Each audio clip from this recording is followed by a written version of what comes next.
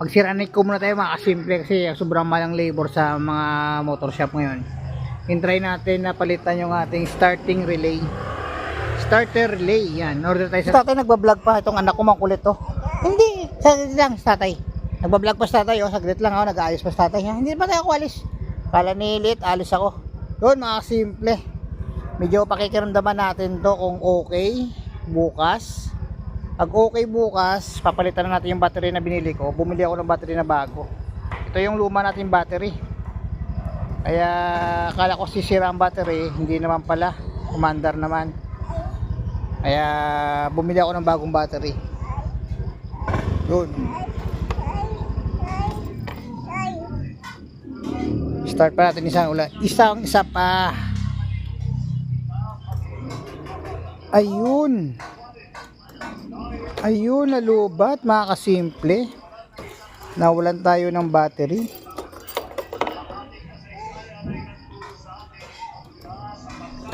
Yun, nalubat mga kasimple. Kaya siguro kailangan natin yung battery na papalitan. Mga kasimple, mag-try tayo ng palit ng bagong battery. Ito yung binili natin na battery. Motolite, pang matagalan, kumbensing. Yan, ito yung bagong battery natin. Papalitan natin to, tapos bukas pakikiramdaman natin kung ano yung resulta. Yun mga kasimple, bali ito na pala yung pinalit natin na battery. Tingnan mo na yung battery natin. Pakikiramdaman natin mga kasimple kung mag-charge yung ating battery. Yun. Medyo lubat na lubat to mga kasimple. Patay natin.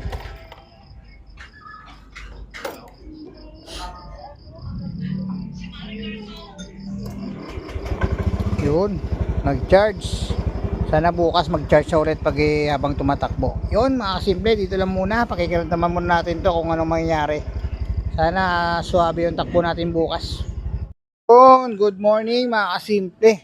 Update pala natin doon sa ginawa pala natin ng kahapon na pinalitan natin yung ating starting relay. Ayun.